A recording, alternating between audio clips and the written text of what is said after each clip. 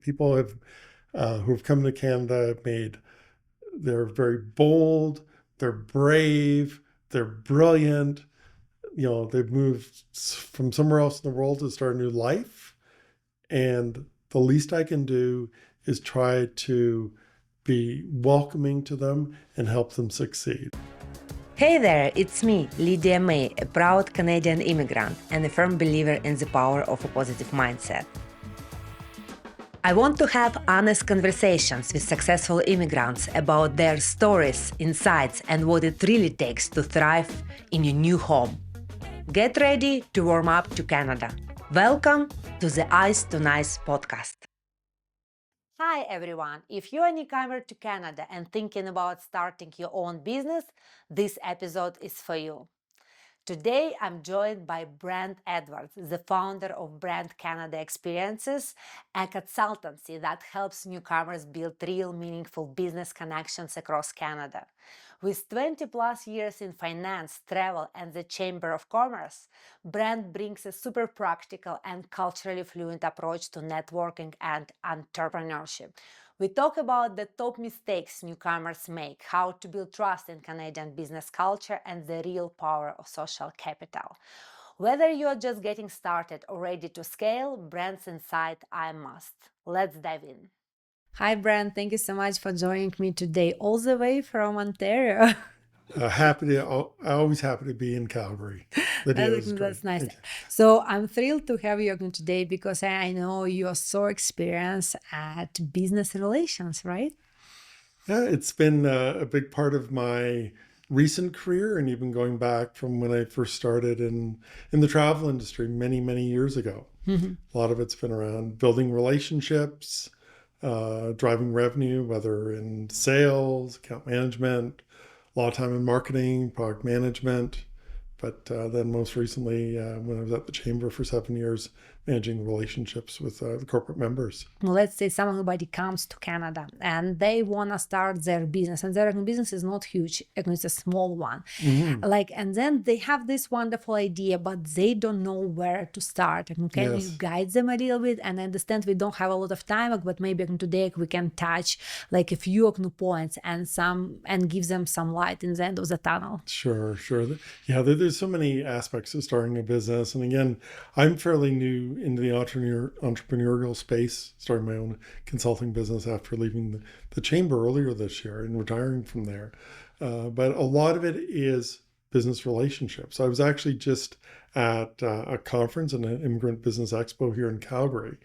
And one of the things that was mentioned was people were saying, you need financial capital. And actually, when the panelists said, no, what you don't need financial capital. You kind of do, but you really need social capital.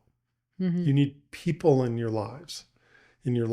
And the people are the ones who will identify sponsors, and they'll identify customers, and they'll identify suppliers, and they'll identify employees. And no matter whether you're living in Calgary or in Toronto like I do, anywhere in Canada, it's all about business relationships. It's about trust and building credibility. And whether you have an existing business or you're starting from scratch, it's building those business relationships is the key to success. I see. And do you understand that right? I think it's where the main struggle might come. For example, I'm an immigrant myself, mm-hmm. right? And it took me quite some time to understand how relationships in Canada work, right? And I'm talking about having a small talk, do some networking, right? Yes. A lot of networking. Yes. Things like that. And yes. And also, of course, I would recognize that I'm from Russia originally, so I'm very direct. And then when I'm observing people, they're not very direct in Canada, mostly, right? Or sometimes they sugar-coat yes. things. So when it comes to business, in some way, do you think that those rules, you have to be open-minded, you have to adapt to some new rules, you have to network, are there the same rules when you're starting your own business in Canada? Yeah, it's a lot of it's the same in terms of whether you're looking for a job, mm-hmm. or you're building a business, whether you're building a relationship with your financial institution or with customers, or you're doing market research. A lot of the same rules apply. And again, depending on where you're in Canada, some of the etiquette is a bit different. Like I grew up in Vancouver. Vancouver's a little bit more chill, a little more laid back, but I've also now been in Toronto for several decades. But it's still the business relationships. And it's about how you build trust and confidence with people. And I have a friend who's a professional networker in the UK. And what Stephen Thomas always says is every big idea starts with a small conversation. Makes sense. Yeah. So whether you're exploring how you might collaborate together or what your product development would be or who your customers are, you're going to find that through speaking with people. And yes, we have artificial intelligence. Every answer to every question's in our pocket, but relationships are built when actually people meet in person. I see. So I met a couple of gentlemen at the show today who I'd been collaborating with online for several months. Now it's the first time we've actually met in person, but we're going to find out more that we can do together because we've met. And once you've met, there's more of a commitment than there is if it's just over text or email. One of the things we're emphasizing today was just talking to strangers and getting comfortable talking to people you don't know, who are outside of your immediate network, your immediate community, your immediate city. There's a lot of people in Canada who want to help, but a lot of it comes back to being specific in terms of what you want to help with. So I was mentioning my favorite movie, Jerry Maguire. There's a scene where Tom Cruise is playing this. He's a sports agent.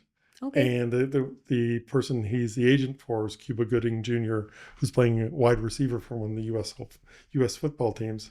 And Cuba wants to make more money. So it's like, Jerry, show me the money. But Jerry's reply to him is, help me help you. So more that you can be specific when you're starting your business around how you want help, it's going to open a lot of doors in terms of people who can assist you, introduce you to someone, give you feedback, direct you to an organization you might want to join, a networking event that you might want to be part of. But it's about, what kind of help do you need? And for some new, whether it's a newcomer or someone who's been in Canada for a while, it may take them a while to understand how they need help. They don't know what they don't know. I see. So some of it's a journey to understand, is this the right market for me? Is it going to be profitable? Is this business venture something I can operationalize and scale? But that may take some time to understand how you need help, but it's talking to strangers and not being afraid to ask for help.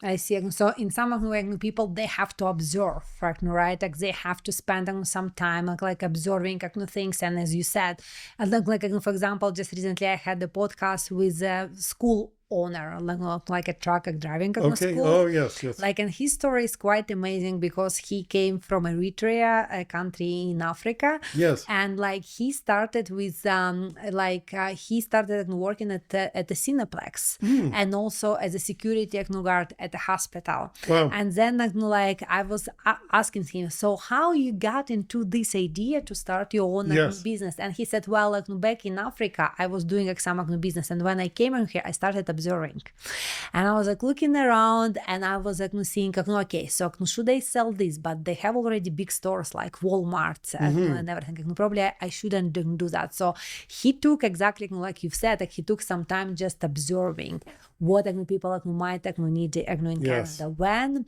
And then it was the funny thing when his wife, she wanted to learn how to drive, so he started helping her, and out of actually it was extraordinary in some way, because usually wives, they don't like when their husbands are the teachers, right? Because a lot of fights are happening. But Jonas, who was my guest at another podcast, he has a lot of patience. Yes. And he was just very patient, and eventually he taught his wife how to drive, and then he was so good, she recommended him to all of her friends. Then all of her friends started coming to him. So, and he started with a small truck driving driving, not a truck driving, just a driving school, Yes. right? But then he was observing, he was doing that, he was making connections, exactly like you said. And then he opened a truck driving school, right? Because he wanted to upscale. And then exactly as you said in the beginning, so he was looking for finances. And then he found a great bank which helped him to get his business. So, but since you know more about this, so first step it's to observe, to see what is happening, how people communicate with each other. Then I guess, and correct me if I'm wrong, because I'm not the expert. So if somebody they decide to start a business in some specific industry, then they should do networking in that industry. Am I right? Well, I think that the networking is it's not necessarily sequential. It's to understand the market environment, customer demand, competitors. You're also going to find that out through networking. But when you're starting your own business, you've got to conserve your energy. You've got to have a plan, because there are so many, there's as many networking events, I'm sure, in a month in Calgary as there are in the Bow Tower, right, downtown. So you've got to be selective in terms of how you're going to what events you go to, who you're connecting with, so you're not burning through so much of your energy. I see. So you really need to plan. But it's interesting, it said in terms of your previous guests about helping his wife to drive, and then helping her friends, and then starting a driving school, and then eventually business. A new friend of mine, Dapo Bokoki, he also he does mentoring. He's based out of Calgary. I just met him for the first time in person today. And he said on a panel, he said, as an entrepreneur, don't fall in love with your solution, fall in love with the customer's problem. Because where you start off in terms of what your idea is, in a lot of cases, it's going to morph, change, adapt as you learn more about your customers into what the final solution is. I see. So I thought that was really, really wise advice. Yeah, it's a very wise advice. So, but let's say if somebody, they figure out the plan, so they spend some time observing, and then they know what business they want to have. But then, as you said in the beginning, you need finance, right? So do you, can you guide people how they can get finances? Because even me, I'm curious. For example, if one day I want to start a business, how I can get a loan. So that's probably outside my swim lane and in my area of expertise. I did work in financial services for 20 years, but it was in a different area. But there are a lot of organizations, so whether it's banks, credit unions, who are in the market of providing loans to small businesses. Small business is 97% of the Canadian economy, and a lot of financial institutions. It's not necessarily 97% of the employees, but it's 97% of the businesses. So a lot of them are dedicated to addressing issues around capitalization and investing for small businesses, because they know that's a gap. So you'll see a lot of them doing reach out. They'll be speaking at public forums. There'll be conventions and trade shows. So the small business market is really important to a lot of the financial institutions. And then there's also other organizations that are, non-governmental. There are also government-related institutions that are involved with providing, financial guidance, things like Export Development Bank, the Business Development Bank of Canada. So, depending what province you're in, there's usually a lot of information that you could access from either a provincial government website or chambers of commerce and boards of trade, which is, again, I do have a bias in terms of the amount of value that they can provide on advocacy and policy, but they also do a lot of work in terms of small businesses, especially a lot of the local chambers and boards across the province. And so it turns out in Alberta's got the second most number of chambers of commerce and boards of trade in Canada after Ontario, even ahead of my my home other two markets I know most about being Quebec and BC. So. But in some way, do you understand right? So those organizations which provide loans for businesses, right? They need clients. So, and of course, then they will attend those events where potential clients might they will be, sponsor right? the events. They will speak on panels. They'll provide keynotes. So there's a lot of because banking really again is around relationship development. So same relationship. It goes back to whether we're talking about trucking or infrastructure or broadcasting or financial institutions. I did a workshop today about, again, power of networking and identified 3 groups of people who are, I think, among the best networkers, at least in my experience. And those are people who are in financial services, real estate, and government relations. Makes a lot of sense, actually. Yes. So, and in that workshop, can you share, maybe, so what ideas people would have, those who were attending that event? Yes. Most of them, they would like to start a business in Canada? Yeah, so actually a lot of the attendees were considering starting a business. There were a few who had already started a business in Canada, specifically in Alberta, and some of them had a business that they'd run before they came to Canada. A lot of them were thinking about it. So I was giving them some advice in terms of networking, in terms of raising visibility for their business. And a lot of it is finding an opportunity where who's in your ecosystem, what other organizations are really interested in what you're trying to achieve. And in terms of the business visibility, I think you and we talked before about this guy from Syria, right? Who started the Peace by Chocolate, right? Yes, that's right. Yeah, we were, I actually used that as an example. So the Haddad family have been amazing entrepreneurs, huge contributors to Canada since they came to Canada in the mid 2010s as refugees, because their chocolate factory in Damascus had been bombed during the Civil War. And it was interesting. They actually, the way they got some visibility was by being generous, which is actually one of the number one attributes of a great networker or business person. It was actually related back to the horrible forest fires in Fort McMurray in 2015. And they'd only been in Canada for a short period of time, but then they were just starting their business, trying to start the chocolate business again with the help of the community in Antigonish, Nova Scotia, where they had settled. And they decided to actually contribute part of their profits towards the relief of the families who were displaced in Fort McMurray. I see. And they were just doing this out of generosity, but people were saying they've just arrived, they don't have anything, they're giving money to people that they've never met who are on the other side of the country. And that story got picked up. And then what ended up happening, unbeknownst to them, Prime Minister Justin Trudeau at the time was speaking at the UN later that year, and used their story as an example of entrepreneurial success from the refugees that Canada had welcomed from Syria.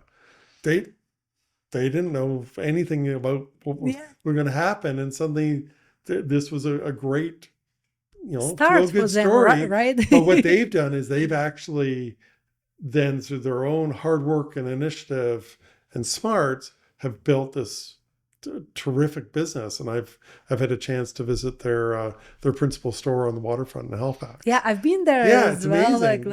It's very lovely, and and I do find that very often a lot of businesses are born from completely different pathways. And I don't know if you agree with me. For example, just recently I was in Dubai, right? And then Dubai chocolate, right? Oh, okay. So do you know the story? No, but I remember going to I went to an ice cream store in Toronto recently. It had Dubai chocolate. It was, I had to try it, but no, tell me about it. Like, so this, like, the story is quite amazing, actually, like, because the lady who started that, like, she was doing that. So I think, like, she's a British citizen, but, like, Okay. she has lived in Dubai, like, as well. So, and she was, like, doing that in her, like, very home kitchen, like, Okay. something. Yeah. And then again, it was like about visibility, Yes. right? And so then, like, they were making, like, maybe a few bars a day. Yes. So, and then, like, it was picked by an influencer or something, right? Like social media. So, like, and in some way, I do find it's kind of business relations as well. So you can do them in person, and you Yes. can do them online as well. So it Yes. was picked up by an influencer, and then it was reposted, and suddenly I think I was, if I remember correct, from like 5 bars a day, it became like 500 bars a day, right? And No so, kidding. like, and this is like crazy. And for me, of course, like what was done with the Syrian refugee, Yes. it was like an old-fashioned way, like, I would Yes. say, like, in some way. But Yes. the Dubai chocolate business, Yes. it was a modern way, Yes. right? Like, Yes. do you agree? Yes. In some way, but I do find that in Canada, and like, it's still a little bit old-fashioned, like, in a way, like, it depends who you know, who know about, like, you as well. Yes. And exactly, like, how you say, like, I need to know how to help you. Yes. Like, do you find that this is, like, common, like, sometimes when people who are trying to start their own business, so they go to different events, and maybe it's the right events for them, but they don't have some kind of elevator pitch. Some business owners get put off networking because they feel that they're there to pitch. Mm-hmm. So it's not a pitch competition. Mm-hmm. Yes, you want to have a story that's interesting about your business, Mm-hmm. but the idea that you're going and you need like the elevator pitch. Yeah. So the elevator pitch again assumes you're going up, like, up the bow in Calgary, and there's enough stories that Yeah. you've got like 15 or 20 seconds to tell. But people also want authenticity. They also want to know what people's challenges are. So if people come across too smooth and slick and have this pitch, and it's like, hi, I'm glad to meet you. Here's my pitch. Can you help me? No. And they look over the shoulder. Oh, I'm going to go talk to that next person.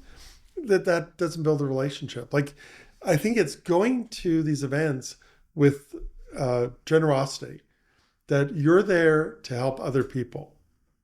So less about yourself and more how you can help others.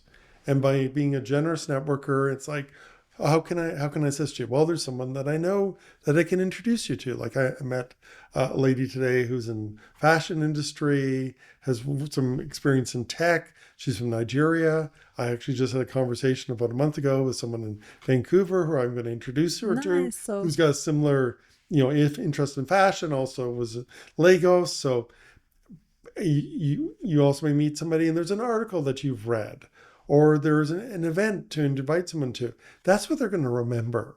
The idea about, if I give them the right pitch and I phrase it the right way, it's going to open all the doors. Yes, like, you want to be able to explain your business and what you do and who you help. Mm-hmm. But I think it's more the mindset that you're going in with a mindset of curiosity, curious about other people. And I think that also reduces some of the stress and pressure on the person going to the event, because you're going there to help people, not to find the right person who's going to help you. I see. Yeah, I guess, yeah, it makes a lot of sense. So of course you have to know about your business. So probably it's not bad to have that pitch, but you have to have more things on top to offer.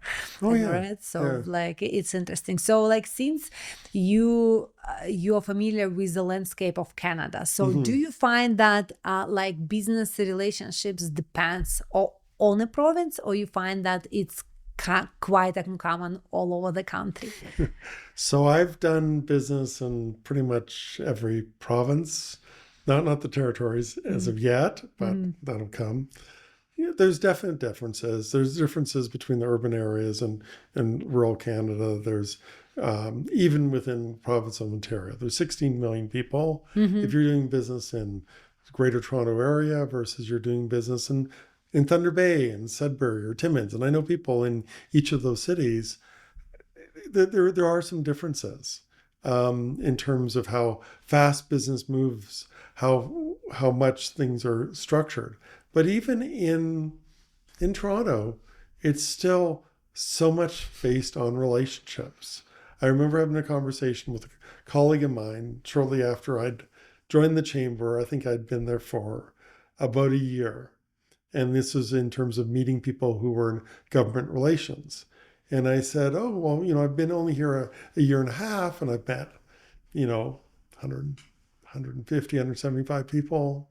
And he said, I said, oh, there's still a lot of people. Me, he said, no, actually, you've met a good number of the people who are in that particular profession, because a lot of them are situated in, downtown Toronto, near to Queen's Park, near the legislature. Mm-hmm. And depending on what industry, what sector you're in, like the country is massive. However, there's still a lot of personal connections, regardless of whether you're on the Bow Trail or on the Anthony Hendy Drive around Edmonton, mm-hmm. or you're on the Don Valley Parkway in Toronto. It's still personal relationships. In some way, I still feel like sometimes, for example, as you know, in Alberta, we're very conservative. So in comparison, with Ontario, right? For example, and I do feel, and that's why probably the Chamber of Commerce here is quite big as well. It's because Alberta supports a lot of small businesses as well. Oh, for sure. Yeah, exactly. Right? So in some way, I think for those who are considering if they should start their business, like in a specific province, maybe they should be familiar with the legislation around that and see where it's easier, where the government supports more small businesses. Am I right? Or so I think there's some truth to what you say. Mm-hmm. There's also provincial elections every 4 years. There's municipal elections every 2 years. Governments change. When I was with the Ontario Chamber, I would walk into the office each day, and we have a plaque at the entrance of the office that says established in 1911. Mm-hmm. There's been a lot of governments. There's been a lot of provincial governments in the province of Ontario since the chamber started. And it's the same with, people need to make decisions around where they are going to start a business. I think some of it's more, do you consider working in one of the bigger cities? Are you looking at starting in one of the smaller cities, or do you move to a rural area? And I've got a couple of contacts in Manitoba who have a Move Rural Canada podcast, and it's all about opportunities in rural Canada. So, cool. And then you also have areas like even within Ontario, there you've got Southern Ontario and you've got Northern Ontario. In Northern mm-hmm. Ontario, there's a different vibe. There's a different focus. There's different business opportunities. So what sector are you in? Are you servicing the mining industry? Are you in financial services? Is it business services? Like which area, if you were starting a business and it was energy related, it also depends on what sector. So if you're supporting the oil and gas industry, upstream, downstream, mm-hmm. Alberta's probably your place to start. If you're working in the nuclear industry, mm-hmm. then Ontario's the place to be. Okay. So it all kind of depends on your business and who the customers are and who the ecosystem is. So I don't think I've given you a direct answer, but I think a lot of it depends. It depends, but it's good to know, right? Because not every newcomer knows about that. For example, the first time I hear if I want to start a business in nuclear industry, I should move to Ontario. Oh, right? nuclear is huge. Because, right? I don't know that, but you know that because you were born in Canada. And I think this is very important for people to know. And also, I think a lot of our viewers, they might be curious as well, because even myself, I don't have enough knowledge on Chamber of Commerce. Yes. So what do they do? And I understand that you might be biased a little bit, but you can give an overview, right, to our viewers. Maybe I won't use the word biased. I'll use the word informed. Informed. So Chambers of Commerce and Boards of Trade, it's actually a worldwide movement. Okay. So the chambers and commerce and boards of trade have been around for hundreds of years. Actually, there is a worldwide meeting every 2 years. It's almost like the Olympics Wow. of the chamber Had world. no clue. And my former colleagues at the Ontario Chamber of Commerce were actually just in Melbourne, Australia, a few months ago for the World Chamber Congress. And actually, the World Chamber Congress is coming to Toronto in 2027. Wow. So it's going to be the first time Canada's hosted in about 15, 20 years. So you're going to have chambers and commerce and boards of trade from all the continents around the world. They're going to descend on Toronto. They're going to do an excellent job hosting. Which is nice. It might be some visibility for Canada, It's right? going to be great. It's going to be great visibility. They're going to do an excellent job. And the chambers of commerce and boards of trade, they're not for profit. So people think they're actually part of the government. They're not. Now, in some parts of the world, they are part of a government, part of business development, and it's mandatory to join. In Canada, it's actually optional. They're set up as not-for-profit organizations. A lot of them do policy and advocacy work, especially at the provincial level. There's also Canadian Chamber works at the federal level and federal-related issues. But then you have a lot of the local chambers and boards who are at the municipal level. So there are ones throughout Alberta and Ontario. There are over 150 local chambers and boards of trade. And a lot of their focus is on Main Street businesses, which in a lot of cases are small businesses. Small businesses. So they're focused on the small businesses. The chambers have a lot of networking events. They usually have events like before 8 in the morning. They have events after 5. They have annual general meetings. They have awards events that they host. They have roundtables with provincial, federal, local politicians, stakeholders. They're really an integral part of the community, and a lot of what they do is promote business. But if you think about all the stakeholders who are involved in the business community, you've got trade and professional associations, labor unions, post-secondary institutions, colleges, universities, private colleges. You've got publicly traded, privately run firms. So it's basically an ecosystem, and it's a microcosm of the whole economy, which work with the chambers of commerce and boards of trade, because they're really the voice of the business community, but business impacts the entire Canadian economy. So everyone's got a stake in it. I see. So so people who you met today at the event, right? Yes. And you were saying that you have been in touch with them online, and now you want to see what you guys can do in real, right? Yes. So yes. So what kind of services do you provide to people that our listeners they would understand your consulting better? Sure.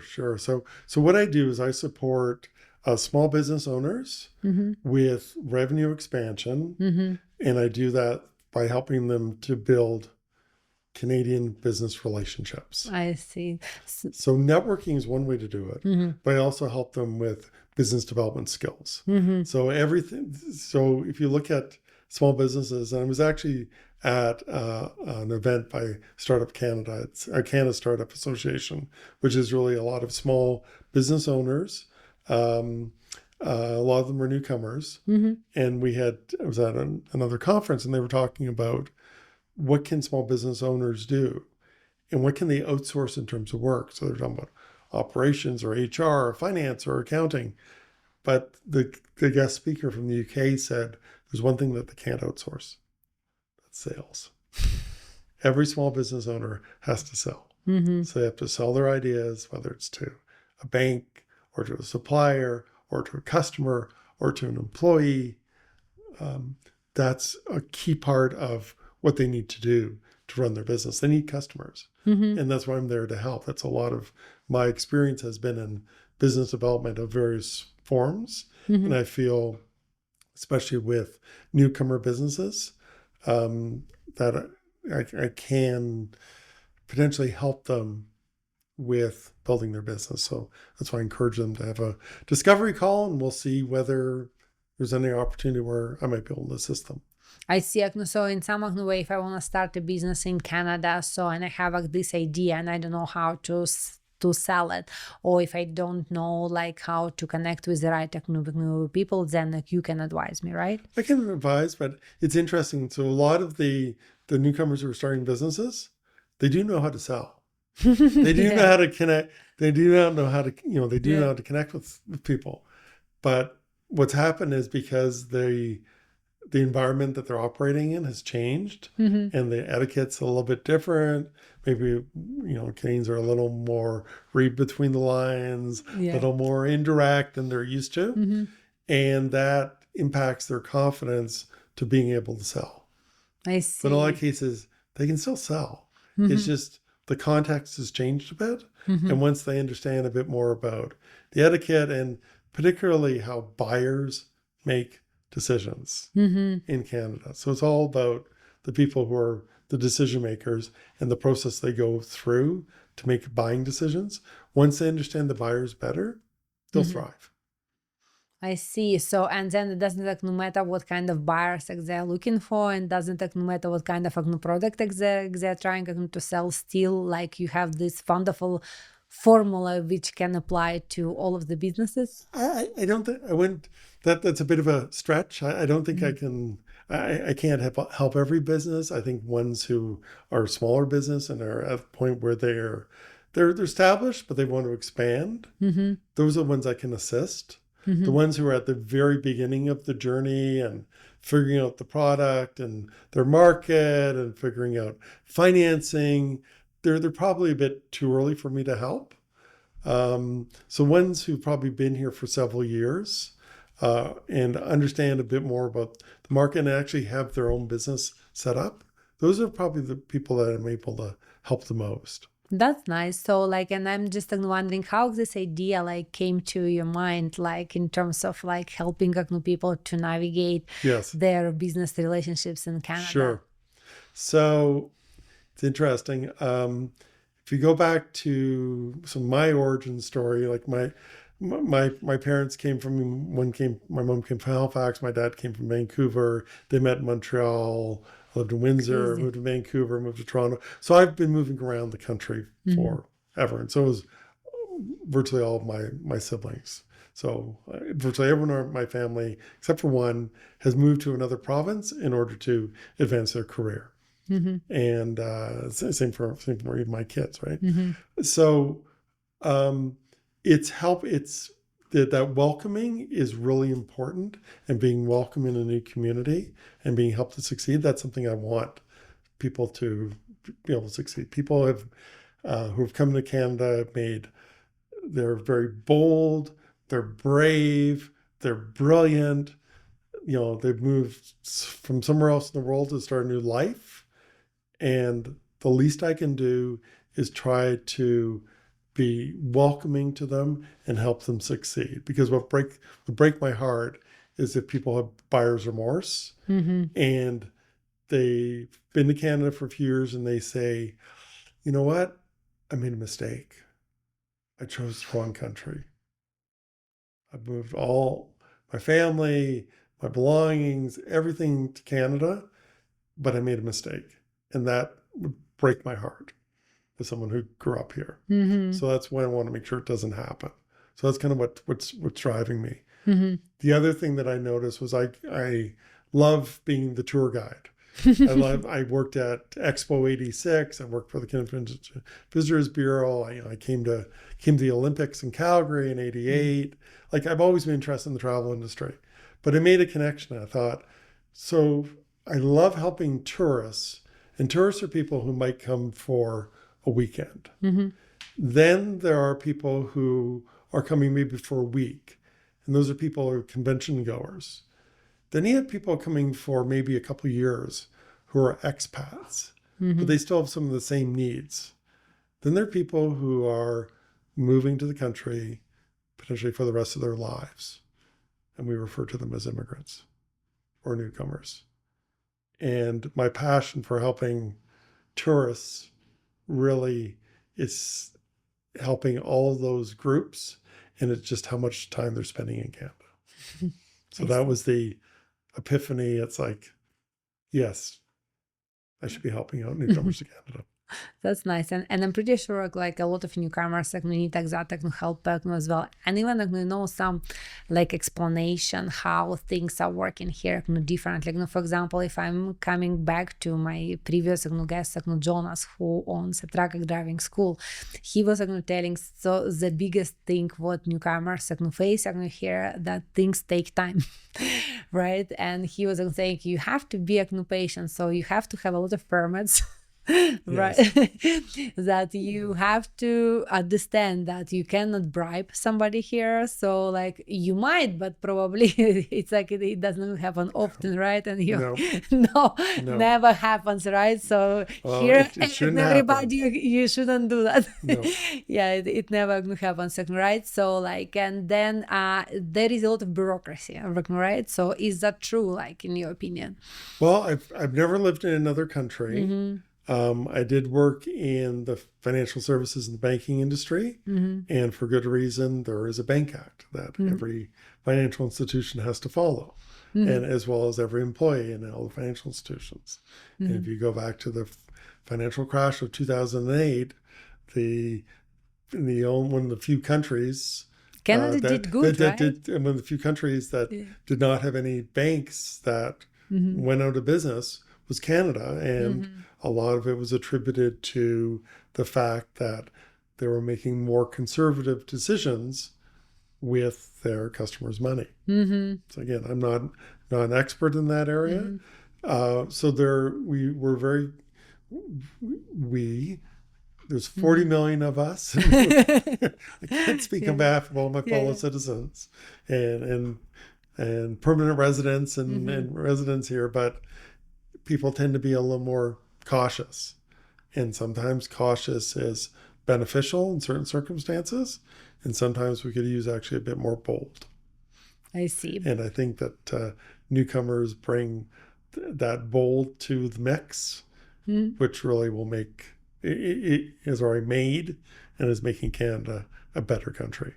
And this is nice, but like, and I do find that yes, it's all about bureaucracy and everything, but that's why Canada is so great, right? Exactly like you said. So 2008 and Canada did like great. Yes. And so in this way, but I'm still like curious, like maybe like because you spent a lot of time with the Chamber of Commerce, like do you know? Can you share like some complaints which you have heard from small like new businesses, like maybe some things they would like to improve, or it was not your area of expertise during your time with the chamber? Yeah, we went not my area of expertise, but if I look at some of the research that has been done recently, one of the major areas of concern for small businesses is labor and labor mobility and having staff, and it's an area that's continuously an area of concern because a lot of small businesses want to grow, and they need staff to be able to do that. So that's even despite whatever other circumstances, that's been something that's a perennial concern, and across the country is finding staff and employees. I see. And what's your feeling like on small businesses in Canada?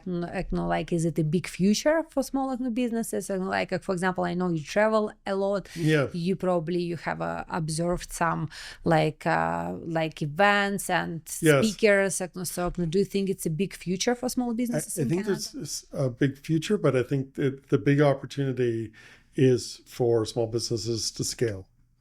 So we have a lot of businesses that are small, and I think what the country would like to see is those smaller companies become medium-sized companies and become bigger companies. I see. So there's a lot of smaller companies that, for all kinds of good reasons, decide that they've grown as much as they want, or they have decided that this is the time to opt out and exit for, again, very good reasons. They have families to feed and shelter, and maybe this is the best thing for their business. But the idea about scaling small businesses so that they grow into bigger businesses is something that the country has not done a great job at. And it's something that there's a big opportunity to help smaller businesses become bigger businesses. Oh, that's nice. Like, does it mean it's more financial options might be available for small businesses as well? Like, especially when somebody has a small successful business, and then they go to the to a bank or like some government organizations, and then if it's in their goal like that those small businesses would succeed, that it might be more financial support available. It's probably more than financial support. There's a lot of organizations who spend a lot more time thinking about this than I have, who are looking at what is the challenge. Why do companies in Canada tend to stay small and not grow? Oh, I see. And I've been to enough conferences and panel discussions and events where these are talked about. But I think the fact that we are talking about that as a country means that we're going to get closer to solving for it. Interesting. So like when nobody wants to learn more about that, like where they can find that information, just if they Google, So I would look at, there's so many stakeholders. So there is, we talked about chambers of commerce, we talked about boards of trade. There are so many think tanks around public policy. There are conventions and conferences and trade shows. There is a professional association for virtually every occupation in Canada, and there's a trade association for virtually every industry in Canada. They all have a perspective, a well-informed perspective around where the economy should go, where there should be support, where there should be help. And there is this whole ecosystem of organizations, not-for-profits, who have a vested interest in small business succeeding in Canada. And it's important for small businesses in Canada to be aware of the ecosystem and the other organizations that want to help them. So again, going back to the Jerry Maguire quote about, help me help you, there's a lot of organizations that want to help small business succeed. And it's in the best interest of the entrepreneurs to have a better understanding of that landscape and where there are resources, information, people with experience who want them to succeed as well. This is great. Thank you so much for telling that. So what would be your kind of final advice for everybody who is out there and they're brand new to Canada, they have been here for a while and they have their own small business or they're thinking to start a small business? Like, what would be your recommendation? Yeah, so you're not alone. So as a small business person, you're not alone. There's other people who are going through the same challenges. Be open to meeting strangers. Be open to finding out about other organizations that want to support beyond your customers, beyond the banks. There are other organizations. Understand the whole ecosystem around the product, around the customer group that you want to work with, because other people are out there to help you succeed. And they have a vested interest in helping you succeed as a newcomer, because that means Canada's going to succeed.